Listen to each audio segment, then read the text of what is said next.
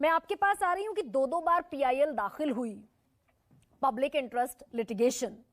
दोनों दफा खास मौकों पर हुई, खास मामलों में हुई कि एक दफा एक जस्टिस को केरला का राज्यपाल बना दिया गया और दूसरी बार भी ऐसी ही कुछ बात हुई। ये क्वैश जो हुआ, ये डिसमिस कर दी सुप्रीम कोर्ट ने, ये किस आधार पर डिसमिस हुई? क्या इसके पक्ष में सुप्रीम कोर्ट ने कहा, और क्यों ये कूलिंग ऑफ पीरियड नहीं बना दिए जाने की बात भी सुप्रीम कोर्ट की तरफ से कमोबेश एक तरीके से नजर आई? गरिमा, कई कारण हैं उसके कारण प्रत्यक्ष रूप से उस जजमेंट में उन्होंने लिखे। मैं दो तीन बातें जो बहुत अहम है वो बताना चाहता हूं। देखिए, एक बहुत पुराना सिद्धांत है जूरिस्प्रूडेंस का कि justice must not only be done, मैं हिंदी में बताता हूं, जस्टिस जो है वो होनी चाहिए, दिखना लेकिन वो दिखनी भी चाहिए कि जस्टिस हुई है। क्या अगर मैं एक व्यक्ति हूं और मुझे ऐसा पता है कि ये निर्णय आने वाले हैं, ये निर्णय एक एक्स जज कर रहे हैं और उसके बाद वो एक साल के बाद वो ज्वाइन कर लेंगे उस दूसरे पक्ष को, जैसा अभी आदरणीय विनोद जी ने बताया, तो मेरे को क्या ऐसी जुडिशरी पे फेथ आएगा? मुझे लगता है कि एक प्रश्न चिन्ह तो अवश्य आएगा इसकी, पहली चीज। दूसरी बहुत ही इंपॉर्टेंट जो बात है, देखिए सुप्रीम कोर्ट के कई जजेस ने इस चीज पे लिखा है, एक आध नहीं, कई जजेस ने लिखा है अपने जजमेंट्स पे, वो ऑबिटर डिक्टा है, उनको पढ़ा नहीं जाता है। उसमें उन्होंने कहा है कि ये जो कूलिंग ऑफ पीरियड और इन सब चीजों के बारे में डिटेल में तरतीबवार तरीके से कई जजेस ने कहा है, और कई जजेस ने कहा है कि इसकी आवश्यकता है, जिससे कि, क्योंकि जैसे अरुण जेटली जी का आपने 2013 का बयान बताया, उसमें उन्होंने बड़े स्पष्ट शब्दों में कहा कि कई निर्णयों में जो आफ्टर रिटायरमेंट के थॉट्स हैं वो रहते हैं जहन में, और तब उन निर्णयों को दिया जाता है। लेकिन संजय जी, सुप्रीम कोर्ट ने ही 2014 में और फिर 2023 सितंबर में जो पीआईएल दाखिल हुई इसी कूलिंग ऑफ को लेकर, सिर्फ जुडिशरी के लिए नहीं बल्कि एडमिनिस्ट्रेटिव सर्विसेज के लिए भी, बाकी और जितने भी कॉन्स्टिट्यूशनल पोस्ट हैं, संवैधानिक पद हैं, सबके लिए कूलिंग ऑफ पीरियड होना चाहिए। दोनों दफा सुप्रीम कोर्ट ने उसको खारिज कर दिया। और क्या शब्द कहा, मैं आप बता दें पहले, मैं बताता हूं खारिज होने का कारण क्या कि सुप्रीम कोर्ट ने कहा इट इज ऑल फ्रिवोलस, ये छोटी सोच है।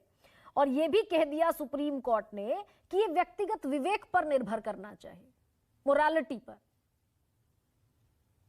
और इसके अलावा एक चीज और भी कही थी, वो ये है कि ये एक ब्रॉडर क्वेश्चन है, इस पे अगर कोई कानून की आवश्यकता है तो केंद्र सरकार कानून बनाए उस पे। ये बात पे भी सुप्रीम कोर्ट ने कहा, अगर ऐसा है तो। लेकिन बहुत बड़ा सही बात है कि मॉरलिटी है, लेकिन खास तौर से जुडिशरी का अगर हम प्रश्न उठाएं तो जस्टिस दिखनी भी चाहिए कि न्याय हो रहा है, न्याय तो हो रहा है। अब आदरणीय जज साहब ने अभी ये भी कहा कि पीआईएल का माध्यम है, अन्य माध्यम है, उनसे उनके उन जजमेंट्स को चैलेंज किया जा सकता है। अरे भाई, सुप्रीम कोर्ट के जजमेंट को तो कहीं चैलेंज नहीं किया जा सकता ना, वो फाइनलिटी अटेन हो गई। अगर सुप्रीम कोर्ट के किसी जज साहिबान के समक्ष हम इस चीज की बात कर रहे हैं, तो मेरा मानना सिर्फ ये है कि ये निश्चित तौर पे चिंता का सबब हम देख रहे हैं। जजेस, नॉट ओनली जजेस, बट अब देखिए ना, जजेस के लिए एक बहुत बढ़िया सुप्रीम कोर्ट के एक जजमेंट में एक लाइन लेके बताना चाहूंगा, उसमें यह भी कहा गया है कि इन्हीं जजेस का इस्तेमाल, अगर सेवा ही तो करना इनका मन है, तो सेवा के लिए अन्य कई और रास्ते हैं। इन्हीं जजेस, इसी कोर्टों में लाखों मुकदमे पड़े हैं, उन मुकदमों को इन्हीं को दे दिया जाए, क्यों नहीं? ये उस पे अपनी एक प्रिलिमिनरी प्लीडिंग्स पूरी करने में सालों साल निकल जाते हैं, गवाहियां हो रही हैं उसमें सालों साल समय निकल जाता है, क्यों नहीं ये सीरीज ऑफ जजेस जो सैकड़ों बैठे हैं, जो पॉलिटिकली एक्टिव होना चाहते हैं या सेवा देना चाहते हैं इस राष्ट्र की समर्पण के साथ, क्यों नहीं ये वाले असाइनमेंट्स उनको देके कोर्ट्स के ऊपर बर्डन को लेस करना चाहिए, बनस्पत कोई लाभ का पद लेने के, कि भाई बनस्पत कोई लाभ का पद ले लिया, पावर के लिए, सत्ता के लिए, कॉम्प्रोमाइज्ड स्टेट में आ गए, है ना? तो यशोवर्धन आजाद सर अपने सब गरिमा जी एक लाइन जरूर बोलना चाहूंगा। कहिए संजय जी। हाँ। हो सकता है बहुत लोगों को वो लाइन अच्छी भी ना लगे। हाँ। देखिए जब एक सशक्त पद पे कोई बैठा होता है ना, तो वहां से उतरने के बाद वो देखता कि अरे क्या हुआ भाई, सारी शक्ति चली गई मेरी, तो वो शक्ति के से लालायित तो रहते ही हैं। लेकिन संजय ये संजय ये बात तो तब की हुई जब रिटायरमेंट हुआ और पर्टिकुलर टाइम पर हुआ जिस पर होना था। मैं अभिजीत गंगोपाध्याय का फिर से कोट कर देती हूं, अगस्त में रिटायरमेंट होना था, उन्होंने समय से पहले रिटायरमेंट का ऐलान किया और वो शामिल हुए। आप तो तब की बात कर रहे हैं जब रिटायर हो गए संवैधानिक पद पर, किसी भी संवैधानिक पद पर बैठे हुए लोग। यहां तो पहले से प्लानिंग चल रही है, being seated on the post, तब प्लानिंग चल रही है। कॉर्पोरेट हाउस में चीफ एग्जीक्यूटिव बन जाए आफ्टर 3 months और 1 month, I am sorry, highly objectionable. आप कितना ही भी कहिए कि आई हैव डन जस्टिस, कोई नहीं मानेगा। ये जनता सब जानती है कि what you have done in the last 1 year। तो संजय, जैसे विनोद जी कह रहे हैं कि भाई सुप्रीम कोर्ट इंटरवीन कर सकती है, सुप्रीम कोर्ट लॉ बनाने के लिए फोर्स कर सकती है, लेकिन अभी हमने सीसी के मामले में देखा, सुप्रीम कोर्ट ने कहा कि एक प्राइम मिनिस्टर हो और चीफ जस्टिस ऑफ इंडिया हो और एक विपक्ष का नेता हो, लेकिन पार्लियामेंट सुप्रीम हो जाती है क्या लॉ बनाने के मामले में? सुप्रीम कोर्ट का जो इंटरवेंशन है वो भी लिमिटेड होता है क्या, कि एक समय तक ही सुप्रीम कोर्ट भी दखल अंदाजी कर सकता है? नहीं, बिल्कुल नहीं। हम लोग गवर्नड होते हैं गरिमा जी, चेक्स एंड बैलेंसेस का सिस्टम है हमारा। अगर पार्लियामेंट कोई लॉ बनाती है और उसमें कोई खामी होती है तो जज साहब उठा के उसको फेंक देंगे, अल्ट्रा वायरस है, ये गलत है कॉन्स्टिट्यूशन। इसी प्रकार से कोई भी चीज में अगर जो पार्लियामेंट है वो समझती है कि कानून में तरमीम होनी चाहिए, वो उस तरीके का कानून बना देती है। तो चेक्स एंड बैलेंसेस का सिस्टम है हमारा। लेकिन ये चेक एंड बैलेंसेस, लेकिन संजय ये चेक बैलेंसेस अभी तक सोचा नहीं गया। आजादी के 75 बरस तक ये सारी चीजें हो रही हैं कि देश के सुप्रीम कोर्ट के जस्टिस राज्यसभा के लिए नॉमिनेट हो रहे हैं और बड़ा खेल चल रहा है। राज्यसभा में हैं, चुनाव लड़ रहे हैं, बाकायदा राज्यसभा में होते हुए मैसूर हाईकोर्ट का जज बना दिया जा रहा है, फिर इस्तीफा देते हैं, फिर सुप्रीम कोर्ट आ जाते हैं, फिर सुप्रीम कोर्ट से फिर इलेक्शन लड़ लेते हैं और ये हो रहा है। गरिमा जी कटु बात अवश्य कहूंगा, फिर बहुत कड़वी है बात, भाई राजा लोग हैं, ये कुछ भी कर सकते हैं, ये है इसका जवाब सही शब्दों में। आप वहीं पे आप ही लोगों ने निर्णय लेना है, पार्लियामेंट ने निर्णय लेना है, तो क्या नहीं लेंगे निर्णय? क्या हो गया, वो रोक लेगा क्या? प्रत्यक्षता कटु सच्चाई अगर पूछे तो वो यही है। बिल्कुल ये रूल ऑफ लॉ के अगेंस्ट है, ये स्ट्रॉन्ग डेमोक्रेसी के अगेंस्ट है। Cooling of period, supreme court ने कई जगह पे कहा है कि कूलिंग ऑफ पीरियड एक डिजायरेबल चीज है, ये कहा हुआ है सुप्रीम कोर्ट। तो अब बॉल पार्लियामेंट के खेमे में है क्या? पार्लियामेंट के पाले में है संजय, ऐसा माने? मेरा ख्याल है कि पार्लियामेंट, मेरा ख्याल है पार्लियामेंट के खेमे में तो है, वो तो सदैव रहती है। इवन अगर मौका लगे तो सुप्रीम कोर्ट भी इस पे अपना सख्त रुख दिखा सकती है और कह सकती है कि इस तरह का कानून बनाए। प्रणाम, मैं गरिमा सिंह। अदालतें इस देश में न्याय पाने की आखिरी चौखट है, आखिरी उम्मीद, और इसीलिए न्याय की देवी की आंख पर तो पट्टी बंधी है और हाथ में तराजू है, ताकि बगैर राग, द्वेष, भय और पक्षपात के इस देश के अंतिम पायदान पर खड़े हुए व्यक्ति को न्याय मिल सके। यह परिपाटी है, परिभाषा है। अब आप कहेंगे मैं ये तमाम चीजें क्यों बोल रही हूं? क्योंकि 5 मार्च, अभी 2 दिन पहले, अचानक खबर आई कि कलकत्ता हाईकोर्ट के जज जस्टिस अभिजीत गंगोपाध्याय ने इस्तीफे का ऐलान कर दिया। उसके 2 घंटे पहले तक वो हाईकोर्ट में बैठकर फैसला सुना रहे थे। लगभग 3 बजे तक फैसला सुनाया, फिर अचानक बाहर आए, प्रेस कॉन्फ्रेंस की, इस्तीफे का ऐलान किया और साथ साथ ये भी कह दिया कि वो 2 दिन बाद भारतीय जनता पार्टी में शामिल हो जाएंगे। प्रधानमंत्री मोदी की तारीफ की और तृणमूल कांग्रेस जिसकी बंगाल में सरकार है उसको जबरदस्त तरीके से भ्रष्टाचारी बताया। यह भी कह दिया कि बहुत जल्द लोकसभा कहां से लड़ेंगे चुनाव, इसका भी ऐलान हो जाएगा। और जो सबसे बड़ी बात उन्होंने कही इस्तीफे के ऐलान के वक्त, वो ये कहा कि बीजेपी ने कुछ कॉमन फ्रेंड के जरिए मुझसे संपर्क किया, मैंने भी कुछ कॉमन दोस्तों के जरिए बीजेपी से संपर्क किया। तो और इसके बाद आज ये तस्वीरें सामने आई जब अभिजीत गंगोपाध्याय, पूर्व जज जस्टिस अभिजीत गंगोपाध्याय बाकायदा बीजेपी में शामिल हो गए।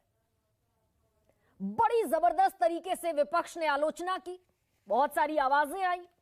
सौगत राय हैं टीएमसी के, वो ये कह रहे हैं कि वो जब जज थे तब भी भाजपा के लिए काम करते थे, उनकी कोई कीमत नहीं है। आम आदमी पार्टी के नेता सौरभ भारद्वाज कह रहे कि जब तक जज की कुर्सी पर थे तब उन्होंने कई टिप्पणी की ममता बनर्जी की सरकार के ऊपर, जब जज थे तब उनके रिश्ते बीजेपी के साथ थे और जज साहब न्यायतंत्र की स्वायत्तता पर बड़ा आघात करके गए हैं, लोगों का विश्वास अदालतों पर कम होगा। संजय राउत भी यही कह रहे, शिवसेना के नेता। अगर हाईकोर्ट और सुप्रीम कोर्ट के मौजूदा जज इस्तीफा देते हैं और किसी विशेष राजनीतिक दल में शामिल होते हैं तो इसका मतलब है कि वो न्याय नहीं दे रहे थे बल्कि पार्टी विशेष के लिए काम कर रहे थे। लेकिन मैं इस पन्ने को जस का तस इधर रख देती हूं, क्योंकि राजनीतिक बयानबाजी अपने अपने चश्मे के हिसाब से, अपने अपने फायदे के हिसाब से होती है। बस ये तस्वीर चाहती हूं कि आप एक बार देख लें कि कलकत्ता हाईकोर्ट का के सिटिंग जज अचानक इस्तीफे का ऐलान करते हैं, किसी खास पार्टी में शामिल होने का ऐलान करते हैं और बताते हैं कि वो बीजेपी के संपर्क में थे, और फिर आज उनकी बाकायदा औपचारिक तौर पर आमद हो जाती है। मैं यहां से एक बड़ी तस्वीर आपके सामने रखना चाहती हूं। विपक्ष जो कह रहा है उसको अलहदा रख देते हैं कि क्या नजरिए की लड़ाई में, परसेप्शन की लड़ाई में, और क्या वाकई इस तरीके से संवैधानिक पदों पर बैठे हुए लोगों का अचानक राजनीति में पदार्पित हो जाना, आ जाना, एक आम इंसान के जहन में यह शुबा पैदा करता है क्या कि हमारी संवैधानिक संस्थाएं भी राजनीति के घालमेल में अब मुब्तला हो गई हैं, वहां से न्याय पर संकट पैदा हो रहा है क्या? क्योंकि ये परसेप्शन की लड़ाई है। और अब मैं आपको ये बताऊं कि जाहिर सी बात है, अगर इतने बड़े पदों पर बैठे हुए लोग अचानक किसी खास विचारधारा से, अचानक किसी खास राजनीतिक पार्टी से जुड़ेंगे तो कुछ सवाल उठने लाजमी। और इस हवाले से अरुण जेटली का बयान जो उन्होंने राज्यसभा में दिया था 5 सितंबर 2013 को, बड़ा महत्वपूर्ण बयान हो जाता है, क्योंकि आज जज साहब बीजेपी में शामिल हो गए। फेहरिस्त बड़ी लंबी है कांग्रेस के कारनामों की भी, वो भी आपको बताऊंगी।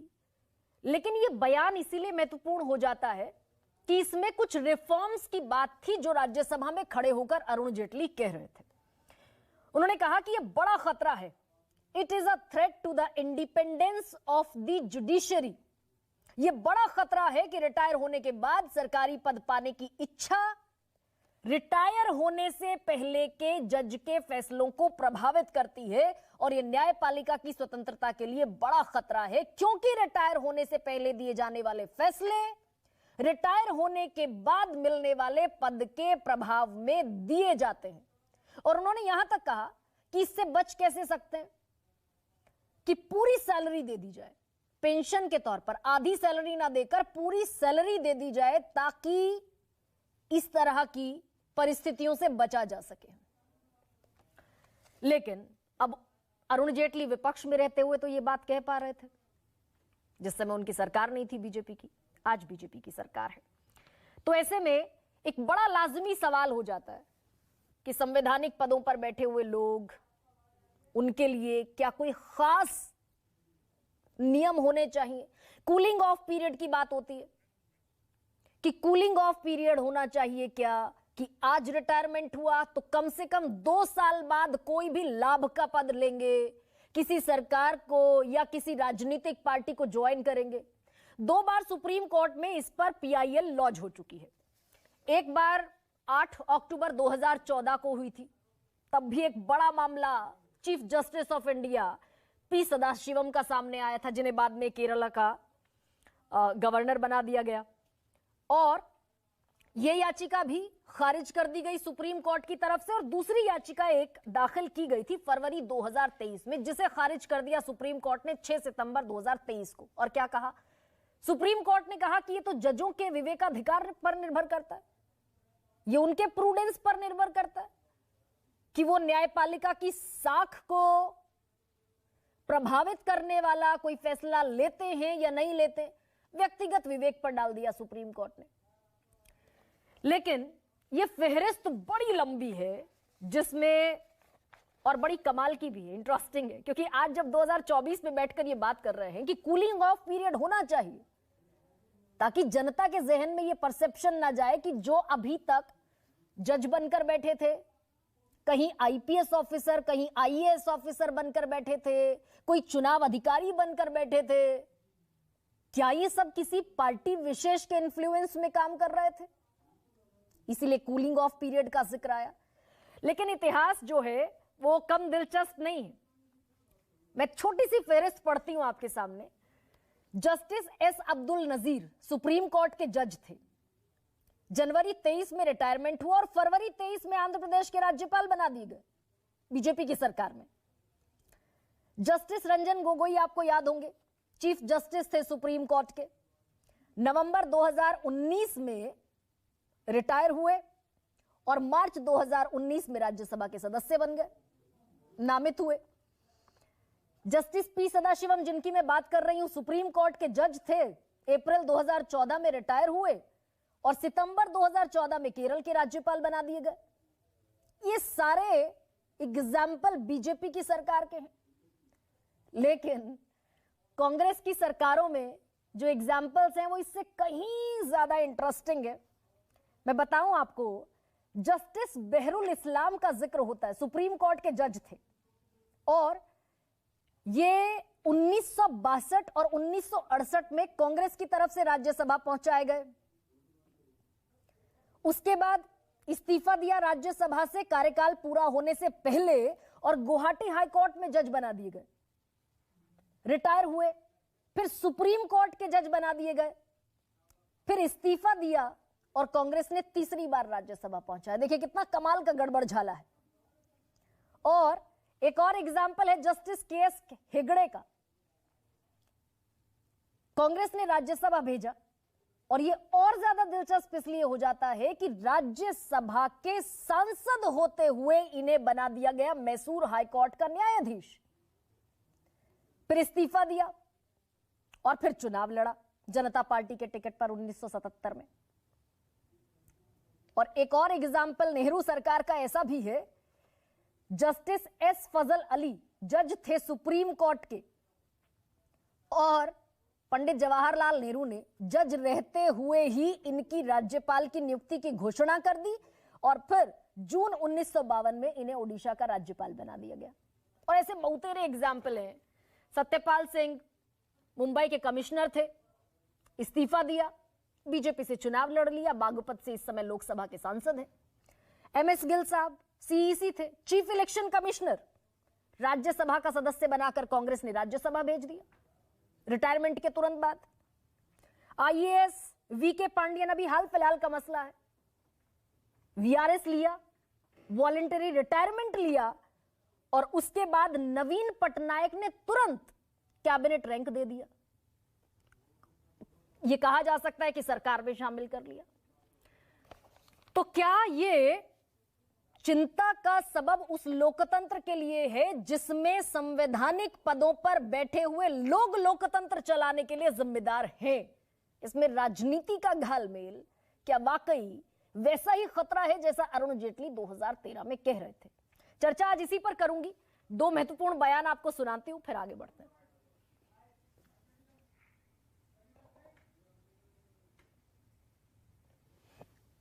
It's nice. The way they have welcomed me is overwhelming for me. Corruption issue, everybody knows corruption is to be fought. Corruption is to be fought. पूर्व जज को तो दिखा जाता कि वो जब जज थे तब भी वो बीजेपी थे, अंदर अंदर में वो बीजेपी का काम करते हैं, उनका कोई कीमत नहीं है। जो जज होके जज सिर्फ छोड़ के एक दिन के बाद बीजेपी हो जाता, उस पर क्या लोग विश्वास करेगा। और ऐसे में क्या है आज का सबसे बड़ा सवाल, मैं आपके सामने रखते हैं। संविधान रक्षा की जिम्मेदारी वाले क्यों खेलते हैं सियासी पार्टी, और लोकशाही में नौकरशाही कितना गलत कितना सही।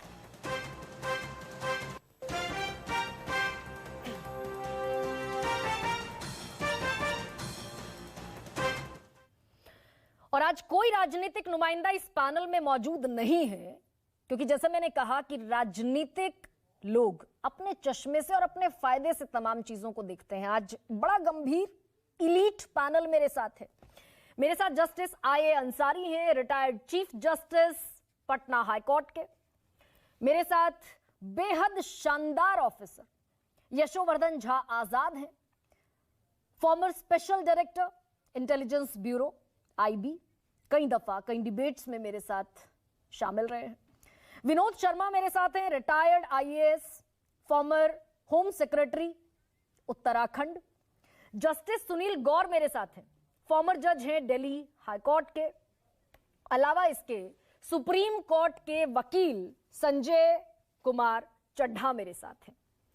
मैं शुरुआत जस्टिस आईए अंसारी आपसे कर रही हूं कि क्या वाकई एक कूलिंग ऑफ पीरियड होना चाहिए, ताकि जनता के बीच ये परसेप्शन ना जाए कि कल तक फैसला जिस गद्दी पर बैठकर सुना रहे थे वो किसी राजनीतिक दल से या किसी अलग स्पेसिफिक विचारधारा के इन्फ्लुएंस में था, उसके प्रभाव में था।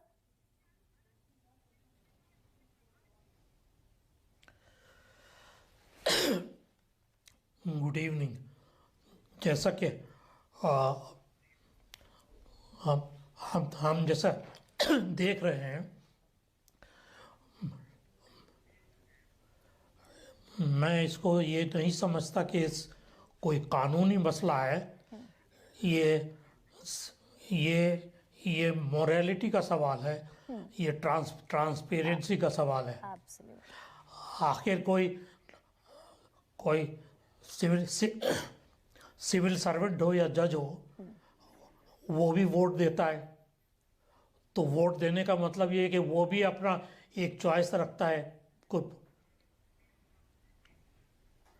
तो सिर्फ ये कि वो जो है वो किसी पार्टी का सपोर्ट किया है उससे सवाल ये है कि वो जब वो अपने जब वो ऑफिस में है, अपने चेयर को ऑक्युपाई किया हुआ है, क्या उसने उस टाइम में जो है कॉन्स्टिट्यूशनल मोरालिटी को छोड़ के उसने जो है वो अपने पॉलिटिकल साइड को अपनाया है। अगर उस हिसाब से देखा जाए कि इवन कृष्णा अय्यर जो थे वो बहुत ही काफी पॉलिटिकली एक्टिव थे और जज बनाए गए, और वो बहुत ही नामी जज हुए। तो आप अगर अमेरिका में देखें, अमेरिका की जुडिशरी जो है बहुत ही स्ट्रांग मानी जाती है।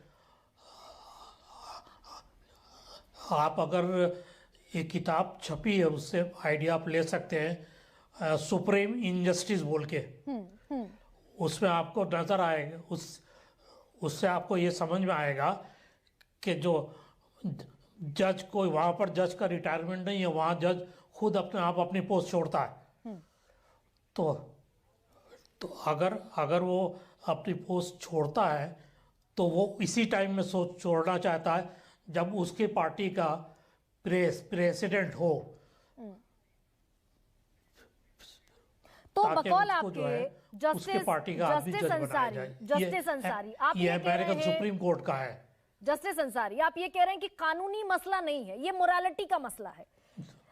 जस्टिस सुनील, अब मैं आपके ये पास मोरालिटी का मसला है क्योंकि हाँ मोरालिटी का, सर मैं लौटूंगी आपके पास। जस्टिस सुनील सर, ये बताइए कि मोरालिटी तो इंडिविजुअल विषय, व्यक्तिगत हो गया कि भाई एक आदमी करप्ट हो सकता है, करप्ट होने को उसकी आत्मा गवाही देती है, एक आदमी करप्ट नहीं हो सकता।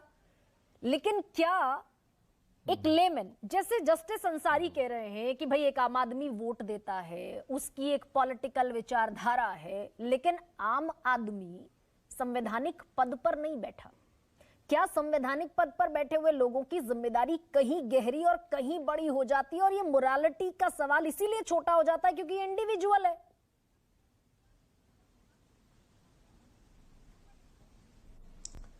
देखिए, ऐसे चाहे जजेस हो चाहे ब्यूरोक्रेट्स हो, इनको आप शक की नज़र से देखोगे तो फिर आपकी सोचना ज़रूरी है, ठीक है, आपका ऐसा सोचना वाजिब है।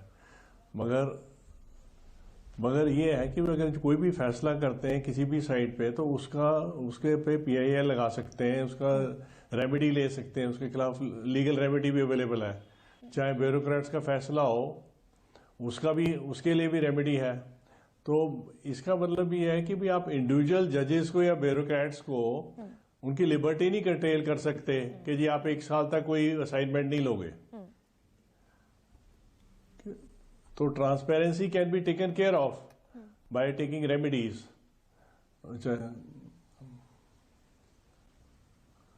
चाहे आप PILs के जरिए भी कर सकते हैं, आपको लगे बड़ा अनुचित है, PILs आजकल खूब फाइल होती हैं, तो क्योंकि आप ये पर्सनल लिबर्टी तो नहीं कर्टेल कर सकते ना चॉइस की भी। हाँ ठीक है जी, कोई पॉलिटिक्स में आना चाहते हैं जज, तो वो रिजाइन कर सकते हैं, रिजाइन करके आ सकते हैं। अगर उनका कोई फैसला ऑब्जेक्शनेबल है, उसको चैलेंज किया जा सकता है। रिकॉल के लिए भी अप्लाई कर सकते हैं, तो चैलेंज किया जा लगा सकता है सकते हैं। फैसला। अब तो बड़ी ट्रांसपेरेंसी है। हाँ, अब तो हाँ बिल्कुल तो उनकी इंडिविजुअल लिबर्टी को कर्टेल इसलिए नहीं ऐसे ना, किया जा देखो, सकता। हमारे जो लॉयर्स हैं, हाँ, हाँ देखो, जो हमारे लॉयर्स हैं वो काफी प्रोएक्टिव रोल प्ले करते हैं और वो ट्रांसपेरेंसी को बड़ा अच्छी तरह गार्ड कर रहे हैं। और जो जजेस हैं चाहे ब्यूरोक्रेट्स हैं, वो बिल्कुल अंडर स्क्रूटनी रहते हैं। और ये PIL इसके लिए, और इसका क्रेडिट हम देते हैं PILs को। PIL से बड़ी ट्रांसपेरेंसी है, इसलिए हमें नेगेटिव सोच के ऐसा व्यू नहीं बनाना चाहिए कि नहीं जी इनको तो कोई असाइनमेंट नहीं मिलनी चाहिए उनका। इससे तो आप डाउट कर रहे हो, चाहे पॉलिटिशियंस को डाउट कर रहे हो या ब्यूरोक्रेट्स को डाउट कर रहे हो, जुडिशरी को डाउट कर रहे हो। तो ये according to me this is not the right approach. ठीक है सर। मेरे साथ विनोद शर्मा भी हैं। विनोद जी, क्या ये अंडर सस्पिशन, जैसे अभी जस्टिस सुनील ने कहा कि आप शुबा के शक के दायरे में नहीं रख सकते, खासतौर से इतने बड़े संवैधानिक पदों पर बैठे हुए लोगों को, लेकिन इतिहास गवाह है, इतने सारे एग्जाम्पल्स हैं जिसमें पॉलिटिकली फायदा भी दिया गया संवैधानिक पदों पर बैठे हुए लोगों की तरफ से। और मैंने पढ़ी वो सारी लिस्ट। राज्यसभा का सदस्य रहते हुए आपने, सुप्रीम कोर्ट का जज रहते हुए आपने किसी जगह का राज्यपाल नियुक्त कर दिया, और ये कौन नहीं जानता कि राज्यपाल जो हैं वो सेंट्रल गवर्नमेंट के ही एक तरीके से प्रतिबिंब होते हैं। तो सर, ये कंसर्न क्या जायज है आपकी नजर में? देखिए, बड़ा डेलिकेट ये प्रश्न है। ये बात बिल्कुल सही है कि it is a personal choice. आज एक व्यक्ति सिविल सर्विस में है, तो कल को after superannuation he wants to become a lawyer, he can do that, और ए पॉलिटिशियन और व्हाटएवर। लेकिन कुछ ऐसी पोजीशंस हैं जो भारत के संविधान में ऐसी कोई व्यवस्था नहीं है कि आप जज शिप से इस्तीफा देने के बाद हाई कोर्ट के, सपोज आप एक हाई कोर्ट के जज हैं, तो आप इस्तीफा देने के बाद उस हाई कोर्ट में प्रैक्टिस नहीं कर सकते, क्यों? देयर सुप्रीम कोर्ट में प्रैक्टिस कर सकते। सिमिलरली आप चीफ जस्टिस ऑफ इंडिया रहने के बाद किसी भी कोर्ट में प्रैक्टिस नहीं कर सकते। This is another this is what convention is. I'll just quote one example, one case rather, SP Gupta versus Union of India, in which the Supreme Court also laid down certain principles. हालांकि zigzag चला ये, कभी कहा गया कि इसको रोकना चाहिए, कूलिंग ऑफ होना चाहिए, कभी कहा गया नहीं होना चाहिए. In this matter, I'll just quote that particular portion, which is very relevant to all of us. Judges should be of stern stuff and tough fiber. They used very tough language. The judges should be of stern stuff and tough fiber, unbending before power, economic or political, and they must uphold the core principle of the rule of law. It also said, be you ever so high, the law is above you.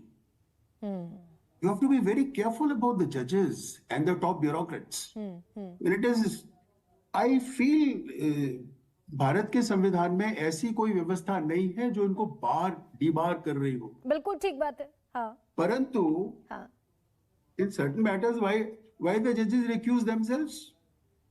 They recuse कि 10 साल पहले या 15 साल पहले एक particular matter में I appeared before a particular judge. And the same party has come before me, so I recuse myself. Simply they do it, you see why?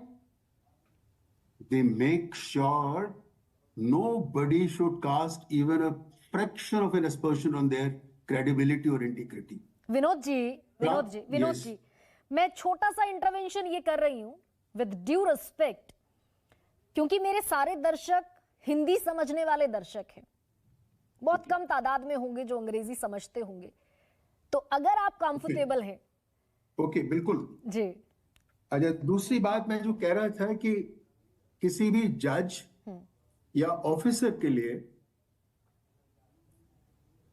चाहे वो छोटे स्तर का अधिकारी है, से एसडीएम है या कलेक्टर है या कमिश्नर है या मुख्य सचिव है, सिमिलरली मुंसिफ हैं या हाई कोर्ट के जज हैं या सुप्रीम कोर्ट के जज हैं, उनकी असली क्रेडिबिलिटी ये है कि जब वो कोर्ट में बैठते हैं तो जो वादी और प्रतिवादी है उसे विश्वास होना चाहिए कि ये हमारे साथ न्याय करेंगे.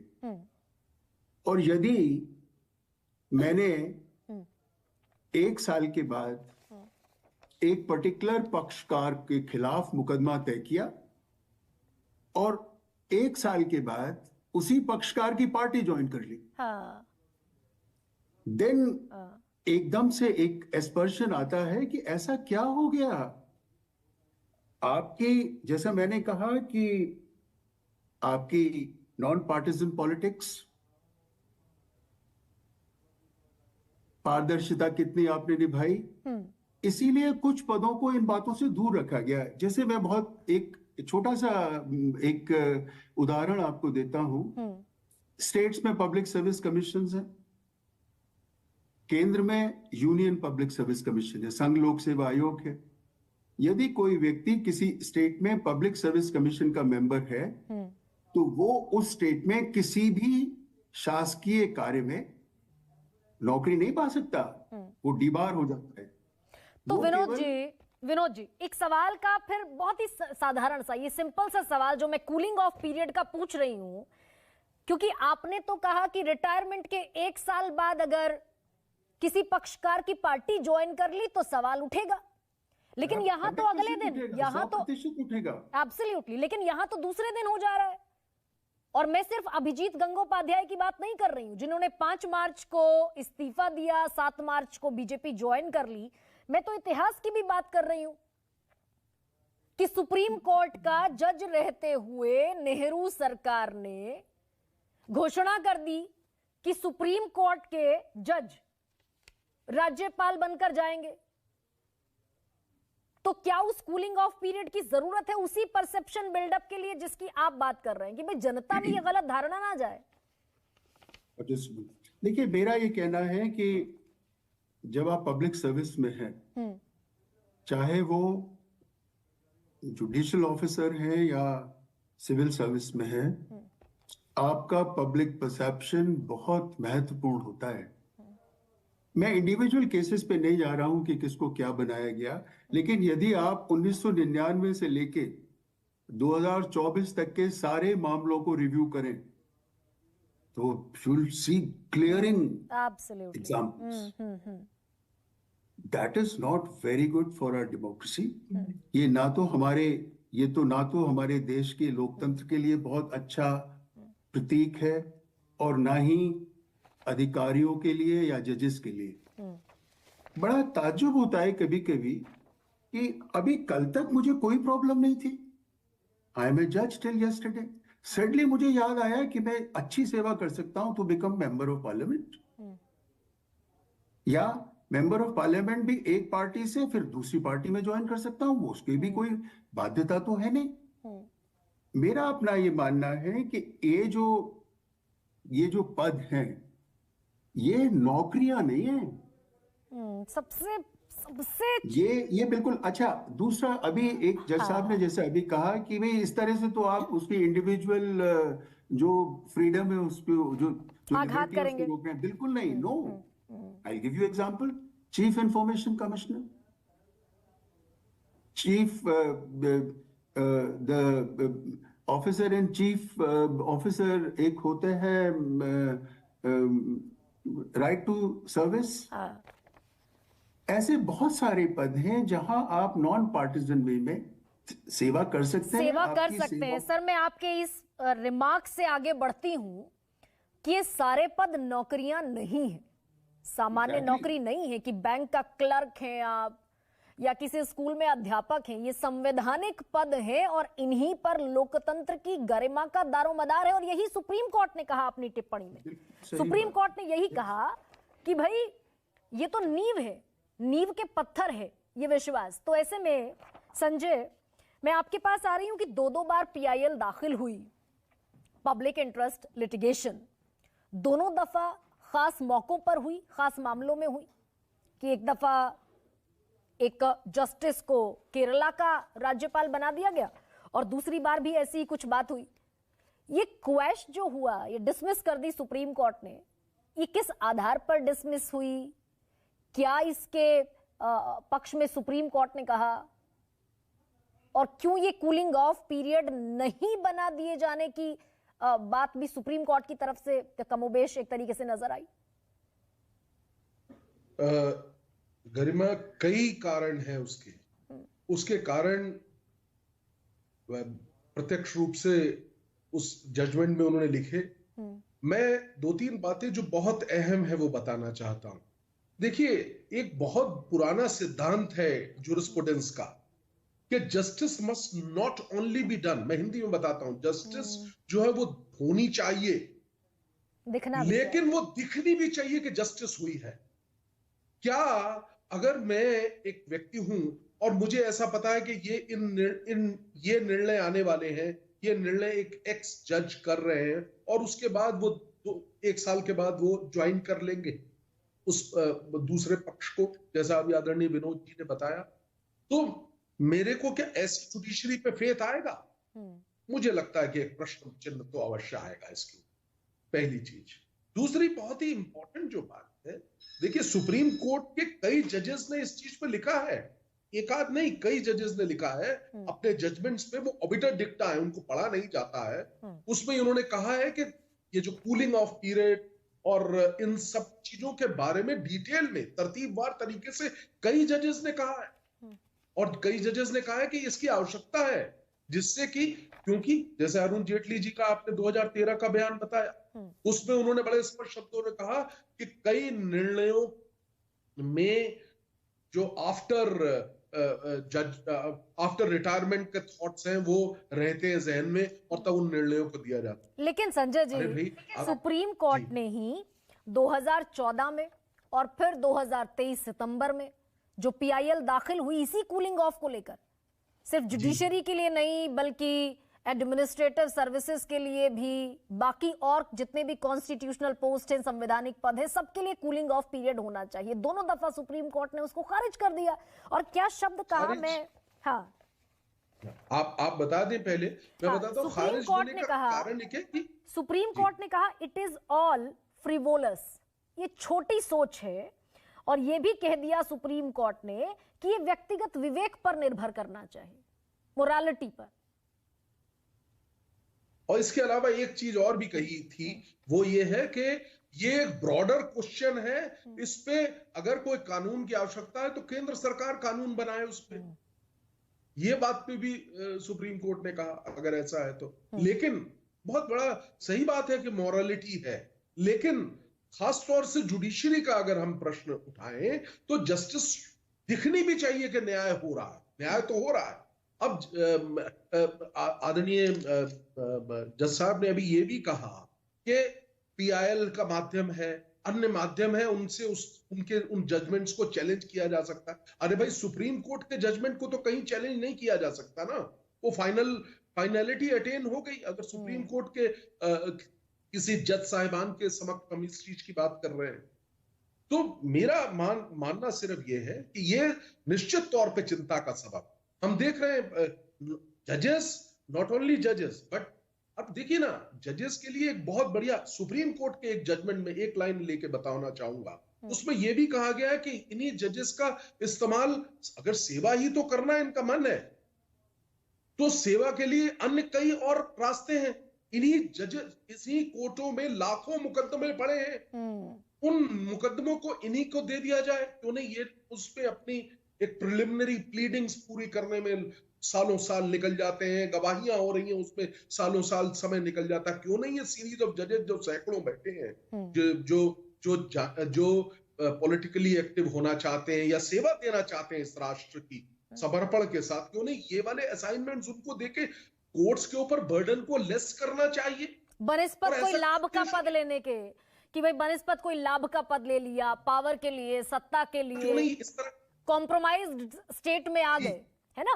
तो यशोवर्धन आजाद सर, अब मैं गर्मा जी एक लाइन जरूर बोलना चाहूंगा। कहिए संजय जी। हाँ। हो सकता है बहुत लोगों को वो लाइन अच्छी भी ना लगे। देखिए, जब एक सशक्त पद पे कोई बैठा होता है ना, तो वहां से उतरने के बाद वो देखता कि अरे क्या हुआ भाई, सारी शक्ति चली गई मेरी, तो वो शक्ति के से लालायित तो रहते ही हैं। लेकिन संजय, ये संजय, ये बात तो तब की हुई जब रिटायरमेंट हुआ, और पर्टिकुलर टाइम पर हुआ जिस पर होना था। मैं अभिजीत गंगोपाध्याय का फिर से कोट कर देती हूँ, अगस्त में रिटायरमेंट होना था, उन्होंने समय से पहले रिटायरमेंट का ऐलान किया और वो शामिल हुए। आप तो तब की बात कर रहे हैं जब रिटायर हो गए संवैधानिक पद पर, किसी भी संवैधानिक पद पर बैठे हुए लोग। यहां तो पहले से प्लानिंग चल रही है, being seated on the post, तब प्लानिंग चल रही। तो यशोवर्धन आजाद, अब मैं कंक्लूडिंग रिमार्क इसमें ये चाहती हूं आपसे पूछना कि क्या वाकई ये कंसर्न है, ये होना चाहिए, जायज कंसर्न है कि हमारी जुडिशरी में, हमारी ब्यूरोक्रेसी में, हमारी कॉन्स्टिट्यूशनल संवैधानिक पदों पर, क्योंकि अभी मैंने उनका भी जिक्र किया ना, वीके पांडियन का, वो आईएएस ऑफिसर थे उड़ीसा में, आज वीआरएस ऐलान किया, अगले दिन कैबिनेट रैंक उनको मिल गया। ऐसा ही बिहार में हुआ और ऐसा ही आज हमने देखा। कैसे विश्वास करेंगे लोग अदालतों पर? सबसे पहले मैं आपको बधाई कि आपने इस संवेदनशील मुद्दे को चुना है। नंबर 2, मेरी जो मान्यताएं हैं वो बड़ी इज्जत के साथ सुप्रीम कोर्ट और इनके साथ बिल्कुल ही, मैं नहीं समझता किसी भी जज को कभी भी किसी भी समय इस स्थिति में कोई नौकरी लेनी चाहिए, और ये बहुत बड़ा मुद्दा है और बहुत बड़ा कंसर्न। दूसरी बात, जज और ब्यूरोक्रेट में बहुत ही ज्यादा, ब्यूरोक्रेट काम करता सीएम के अंडर में और जो सीएम कहते हैं वो करते हैं। जजेस बहुत ही ऊपर से तराजू तोलते, न्याय देते, अतः उन्हें भगवान तुल्य बनाया। अब सवाल ये कि अगर चुने हुए एजेंट नौकरशाह के रूप में जो कार्य करते हैं, सरकार से फायदा लेते हैं और चुने हुए पदों पे रहते हैं, उसके बाद फिर संवैधानिक पद पे जाते हैं और उसके बाद लालच नहीं, ये धिक्कार की। जिस देश की मोरालिटी ध्वस्त हो रही है, हर समाज और वर्ग, वहां हम किस मोरालिटी?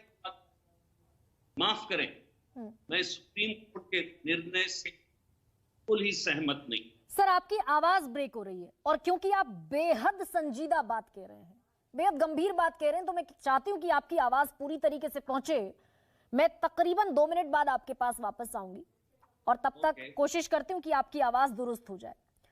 तो जस्टिस सुनील, ये जो मोरालिटी की बात है, जिसमें हम बात कर रहे हैं कि विवेक की, और ये सब अपने अपने विवेक से फैसला कर लें कि भाई वो करप्ट होते हुए दिखना चाहते हैं या नहीं दिखना चाहते, वो लाभ के पद पर इस तरीके से चले जाना चाहते हैं कि परसेप्शन बिगड़ता है या नहीं चाहते। लेकिन ये तो इंडिविजुअल कैपेसिटी की बात हो गई ना।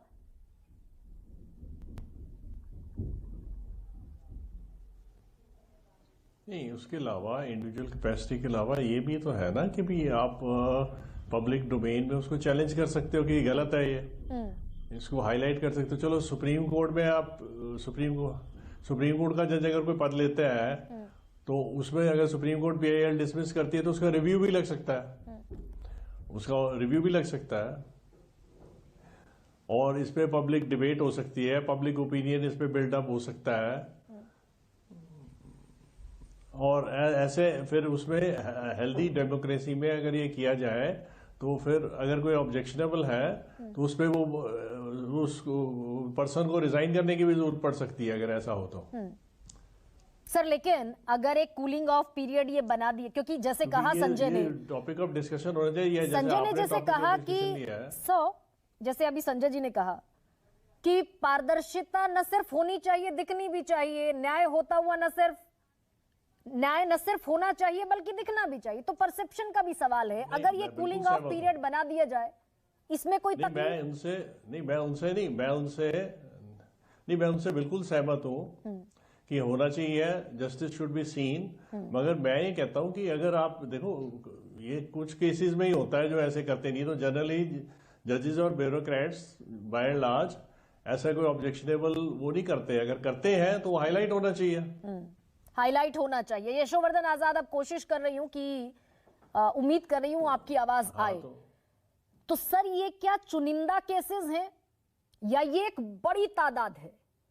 जस्टिस सुनील कह रहे हैं कि चुनिंदा केसेस हैं। मेरे पास पूरी एक लंबी फेहरिस्त है, इतिहास भरा हुआ है।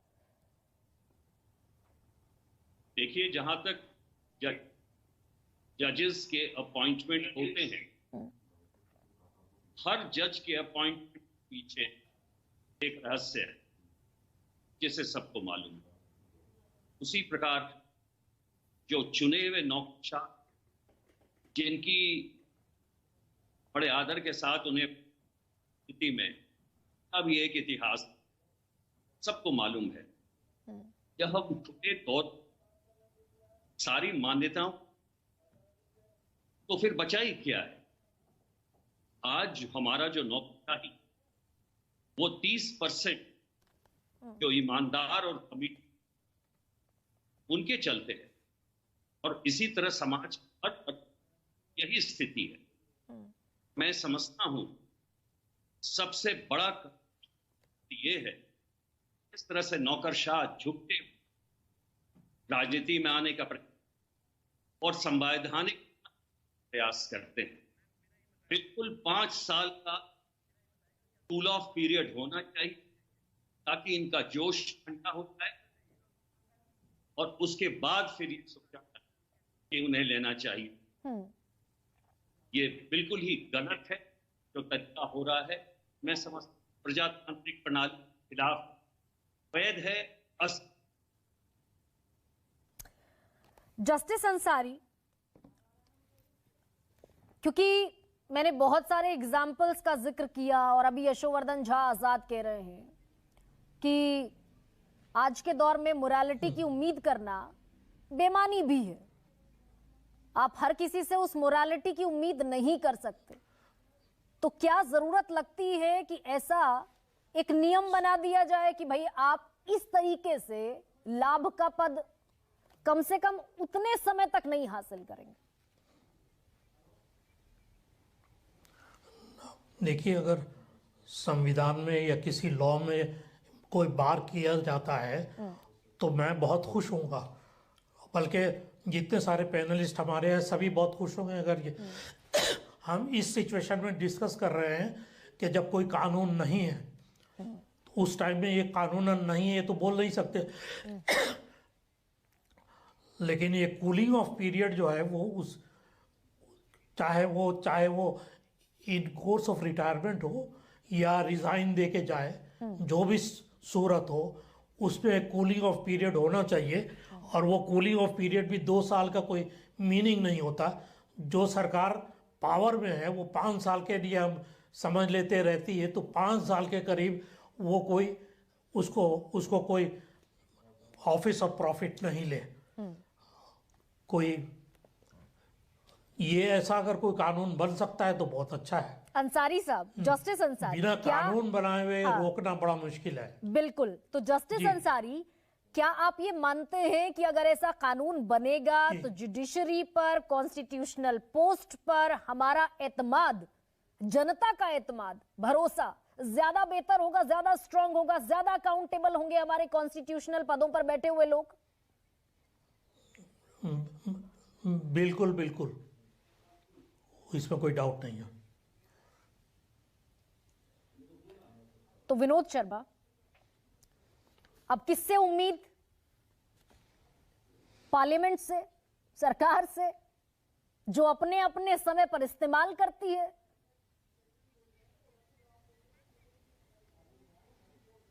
सर अनम्यूट करना होगा। सॉरी जी। मैं तो ये कहूंगा कि दोनों से उम्मीद की जा सकती है। सरकार को भी, सरकार की इसमें सरकार की भी क्रेडिबिलिटी स्टेक पे है। और ऐसे बहुत सारे मामले हैं जहां सुप्रीम कोर्ट ने इंटरवीन किया है। Supreme court can create law, क्यों नहीं कर सकते? सुप्रीम कोर्ट भी ऐसा कर सकता है। मेरा ये मानना है कि जैसा मैंने पहले कहा, ये जो पद हैं, ये पद साधारण नौकरियां नहीं है। इन पदों को प्रोटेक्ट करना, इन पदों की गरिमा को बनाए रखना न केवल सरकारों का या कोर्ट्स का दायित्व है, संबंधित अधिकारी या उस काडर का भी दायित्व। मेरा ऐसा मानना है कि इस संबंध में या तो तुरंत लॉ बने, अगर लॉ तब तक नहीं बनता है तब तक, अभी आप चीफ इलेक्शन कमिश्नर के सिलेक्शन के बारे में सुप्रीम कोर्ट ने इंटरवीन किया कि कैसे चीफ इलेक्शन कमिश्नर और इलेक्शन कमिश्नर्स अपॉइंट होंगे। ऐसे बहुत सारे मामले हैं जहां पर एग्जैक्टली कोई पर्टिकुलर लॉ इन प्लेस नहीं था और सुप्रीम कोर्ट ने इंटरवीन करके in the best interest of justice they protected the rule of law. सरकारों का भी ये दायित्व है कि वो रूल ऑफ लॉ और भारत के संविधान की रक्षा करें। कोर्ट्स का भी ये दायित्व है। यदि देखिए, जज साहब ने बिल्कुल सही कहा कि ये आइसोलेटेड इंसिडेंट्स है, आई एग्री। लेकिन आपने भी कहा कि 1999 या 1996 से लेके 2024 तक अगर आप पूरी लिस्ट निकाल लें तो ऐसे अम्पटीन नंबर ऑफ केसेस मिलेंगे जहां पे ऐसा प्रतीत हुआ कि people have compromise their position. Post retirement benefit के लिए, pre retirement job, pre retirement decisions, post retirement benefits के लिए influence, pre retirement decisions, post retirement की तैयारी कर रहे हैं। हाँ। देखिए, लास्ट के, मैं अपना व्यक्तिगत अनुभव भी आपको बताता हूं, आखिरी के 2 साल या 3 साल एक सरकारी अधिकारी या ब्यूरोक्रेट या आई डोंट नो कि जजेस के साथ ऐसा होता होगा कि नहीं, बहुत सीनियर जजेस यहाँ बैठे हैं, आखिरी के 2 वर्ष बड़े क्रूशियल होते हैं। जब आप एक अपनी बिल्कुल स्ट्रॉन्ग पावर पोजीशन से हटने के बाद आपको ऐसा लगता है कि कार पे साधारण नागरिक का बिल्ला लगना चाहिए। ये बड़ा जबरदस्त इंसेंटिव है to get alternative job, but then there are 1001 ways to do it. आप जैसा अभी हाँ संजय जी ने कहा, बहुत सारे केसेस पेंडिंग हैं. आप उन जजेस को अपॉइंट कर सकते हैं वहां पे, आप एडवाइजरी पोजीशन में आ सकते हैं, लेकिन आप एक पर्टिकुलर मिनिस्ट्री को हेड करने के बाद आप किसी कॉर्पोरेट हाउस में चीफ एग्जीक्यूटिव बन जाएं आफ्टर 3 months और 1 month, I am sorry, highly objectionable. आप कितना ही भी कहिए कि आई हैव डन जस्टिस, कोई नहीं मानेगा. ये जनता सब जानती है कि what you have done in the last 1 year. तो संजय, जैसे विनोद जी कह रहे हैं कि भाई सुप्रीम कोर्ट इंटरवीन कर सकती है, सुप्रीम कोर्ट लॉ बनाने के लिए फोर्स कर सकती है, लेकिन अभी हमने सीसी के मामले में देखा, सुप्रीम कोर्ट ने कहा कि एक प्राइम मिनिस्टर हो और चीफ जस्टिस ऑफ इंडिया हो और एक विपक्ष का नेता हो, लेकिन पार्लियामेंट सुप्रीम हो जाती है क्या लॉ बनाने के मामले में? सुप्रीम कोर्ट का जो इंटरवेंशन है वो भी लिमिटेड होता है क्या, कि एक समय तक ही सुप्रीम कोर्ट भी दखल अंदाजी कर सकता है? नहीं, बिल्कुल नहीं. हम लोग गवर्नड होते हैं गरिमा जी, चेक्स एंड बैलेंसेस का सिस्टम है हमारा. अगर पार्लियामेंट कोई लॉ बनाती है और उसमें कोई खामी होती है तो जज साहब उठा के उसको फेंक देंगे, अल्ट्रा वायरस है, ये गलत है कॉन्स्टिट्यूशन. इसी प्रकार से कोई भी चीज में अगर जो पार्लियामेंट है वो समझती है कि कानून में तरमीम होनी चाहिए, वो उस तरीके का कानून बना देती है. तो चेक्स एंड बैलेंसेस का सिस्टम है हमारा. लेकिन ये चेक एंड बैलेंसेस, लेकिन संजय ये चेक बैलेंसेस अभी तक सोचा नहीं गया. आजादी के 75 बरस तक ये सारी चीजें हो रही हैं कि देश के सुप्रीम कोर्ट के जस्टिस राज्यसभा के लिए नॉमिनेट हो रहे हैं और बड़ा खेल चल रहा है.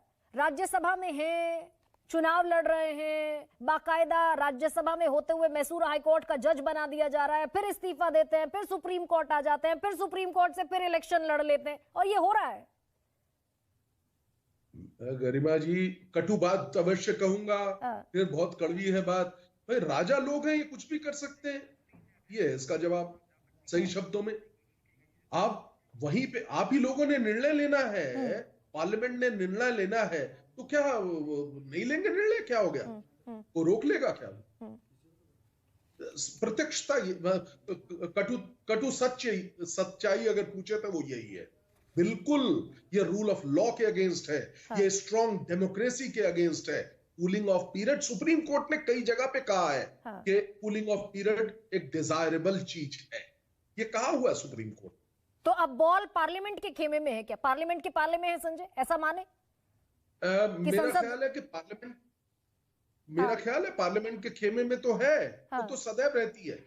इवन अगर मौका लगे तो सुप्रीम कोर्ट भी इस पे अपना सख्त रुख दिखा सकती है और कह सकती है कि इस तरह का कानून बनाए. यशोवर्धन आजाद, कैसी तस्वीर दिखती है जब दूर से बैठकर देखते हैं? मैं आपको फॉर्मर डायरेक्टर के तौर पर, फॉर्मर स्पेशल डायरेक्टर के तौर पर यहां मुखातिब हूं आपसे, आईबी के. दूर से ये कैसी तस्वीर है हमारी डेमोक्रेसी की कि 75 वर्षों में हम ये तय नहीं कर पाए कि हमारी कॉन्स्टिट्यूशनल पद पर बैठे हुए लोग कम से कम डेमोक्रेसी का इस तरीके से मखौल ना बनाए, और जनता है सब जानती है. देखिए, तो मैं पहले ही कहता हूं कि जब सारी मान्यताएं गई हैं गरिमा जी, हाँ, तो कानून भी बदल दिए गए. आपने देखा कि इंफॉर्मेशन कमिश्नर के टेन्योर घटा दिए गए, तनख्वाह कम कर दी गई ताकि वो सेक्रेटरी रैंक पे आ जाएं, और सूचना के अधिकार में जहां 11 लोग रहने चाहिए, वहां पे सिर्फ 8 लोग. इस मोरालिटी की बात कर, किस मान्यता की बात कर? और इसलिए मैं कहता हूं टोटल बैन करना चाहिए जजों की पोस्टिंग के लिए. उनके पास काफी एवेन्यू, ट्राइब्यूनल बन, लोकपाल चीफ बन, सारे जितने भी आर्बिट्रेशन के हाथ में हैं.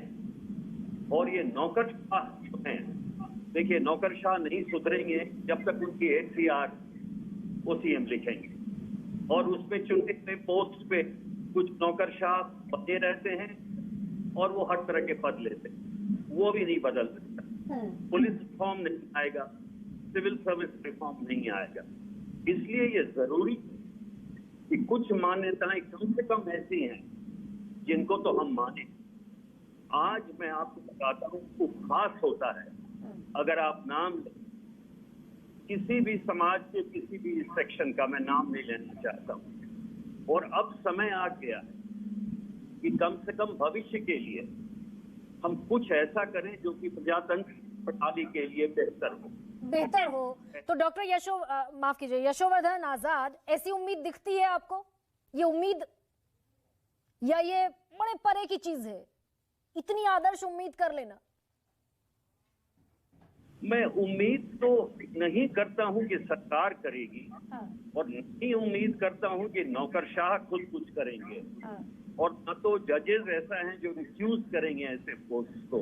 लेकिन इतना मैं जरूर मानता हूं, जब लोगों की आवाज उठेगी, सोशल मीडिया से लेके हर कोने पे आवाज उठेगी, तब कुछ बदलाव आएगा।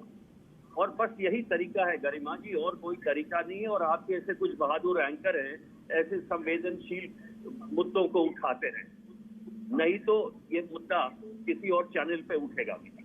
यही कहना चाहता हूँ। Thank you so much sir. और आप सभी का, जितने भी लोग मेरे साथ इस पैनल में थे, आप सभी का बहुत बहुत धन्यवाद भी।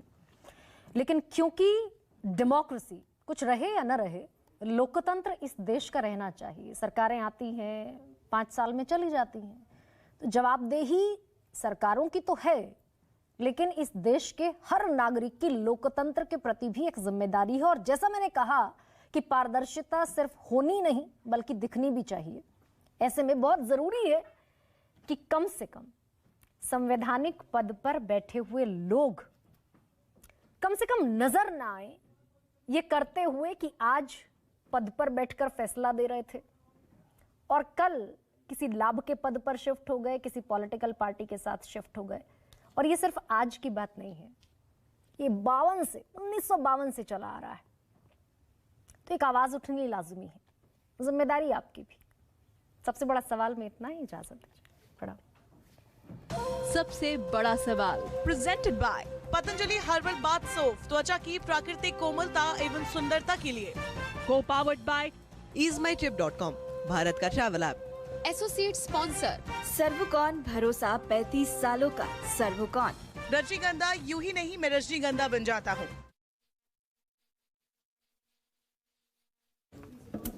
पाजी ज़ूपी पे गेम जीत गया, अब पैसे कम मिलेंगे। पाजी विड्रॉ का बटन दबाओ। ओ पाजी, आगे अकाउंट में। Thank you. देखा